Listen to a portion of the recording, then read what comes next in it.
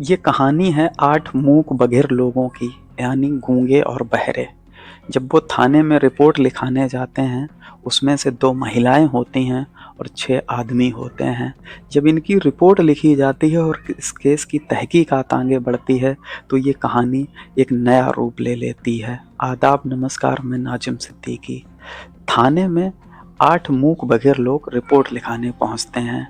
अब इनके ऊपर नज़र पड़ती है एएसआई यानी सब इंस्पेक्टर गणेश आप्टे की। तो वो देखते हैं कि 8 लोग आपस में बातें कर रहे हैं, तेज-तेज बोलने की कोशिश कर रहे हैं, लेकिन इनकी आवाज़ एएसआई साहब के कानों तक नहीं पहुंच रही है। अब इन 8 लोगों को वो अपने केबिन में बुलाते हैं और इनसे पूछते हैं कि आखिर आप लोग यहाँ क्यों आए हैं? आपकी क्या शिकायत है? अब वो थे तो मूक बधिर यानी गूंगे और बहरे, तो वो बात कर ही नहीं पाते थे। वो हाथों से इशारे करते थे यानी साइन लैंग्वेज में बातें कर रहे थे। अब एएसआई साहब को जैसे ही ये बात पता लगी कि ये लोग मूक बधिर हैं यानी गूंगे और बहरे हैं, तो उन्हें बड़े प्यार से बिठाते हैं अपने पास और उनके लिए चाय और पानी मंगाते हैं। अब उन सभी को बैठा लिया जाता है। अब एएसआई साहब को कोई जानकारी नहीं थी कि मूक बधिर लोगों से बात कैसे की जाती है, क्योंकि उनकी एक अलग साइन लैंग्वेज होती है, उसी से ये लोग आपस में कम्युनिकेट करते हैं। अब इसके बाद थोड़ा बहुत इशारा करके गणेश आप्टे उनसे पूछते हैं कि आप लोगों की समस्या क्या है? तो उन 8 लोगों में से एक महिला वो कुछ हल्की गुस्सा सी करती है, तो उसका पति उसे कुछ इशारे से कर बताता है, तो वो अपने बैग से एक कागज़ निकालती है। अब ये एएसआई साहब को जब कागज़ दिया जाता है, तो उसके अंदर एक कहानी लिखी होती है। अब कहानी दरअसल ये होती है कि 2009 में जब वो महिला अविवाहित यानी कुंवारी थी, तो उसके घर पर एक लड़की और एक लड़का आया। अब वो भी इत्तेफाक से मूक बधिर यानी गूंगे और बहरे थे। तो वो इस महिला से कहता है कि अपने लोग कहीं घूमने चल रहे हैं। तो ये महिला अपनी माँ से पूछती है कि मैं लोगों के साथ चली जाती हूँ और शाम तक घर पे आ जाऊँगी। तब इस लड़की की माँ इसे इजाज़त दे देती है और ये अपने उस महिला दोस्त और पुरुष के साथ चली जाती है। अब ये लोग पहुँचते हैं एक घर के अंदर, तो वो पहली जो महिला है वो उससे कहती है कि हम इस घर के अंदर क्यों आए हैं? तो वो दोनों कहते हैं कि ये भी हमारी तरह मूक बधिर हैं, हमें यहाँ पर कुछ देर मिलना है, फिर हम चले जाएंगे। अब ये तीनों लोग जब रमेश पवार के घर पहुँचते हैं, तो वो इनके लिए चाय लाता है, कोल्ड ड्रिंक लाता है और समोसे लाता है। अब वो महिला जैसे ही समोसा खाती है और कोल्ड ड्रिंक पीती है, तो उसे कुछ नशा सा होने लगता है। अब नशा इस हद तक आगे बढ़ता है कि वो अपने होश खो बैठती है। अब होश उसे इस हद तक तो था कि उसके साथ कोई गलत काम कर रहा है, उसकी आबरू के साथ खेल रहा है, लेकिन वो विरोध नहीं कर पा रही थी।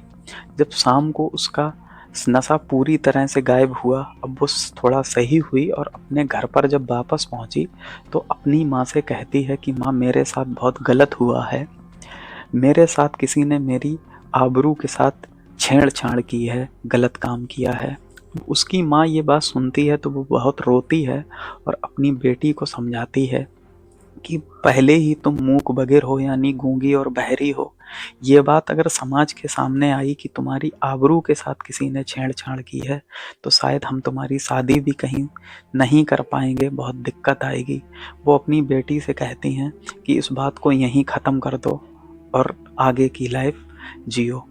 अब ये बात तो यहीं दब जाती है और उस लड़की की जो मूक बधिर होती है उसकी शादी कर दी जाती है। अब जिसके साथ शादी की जाती है वो भी मूक बधिर होता है। अब इन दोनों की ज़िंदगी बड़े प्यार से चलने लगती है।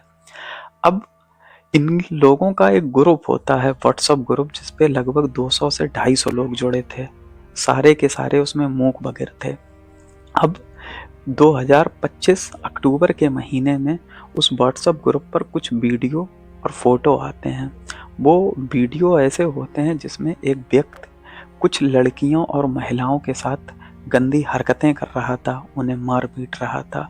अब जैसे ही वो वीडियो वो महिला देखती है, वो गुस्से से पागल होने लगती है, क्योंकि उसमें एक चेहरा ऐसा था जिसने 2009 में उसे जख्म दिए थे।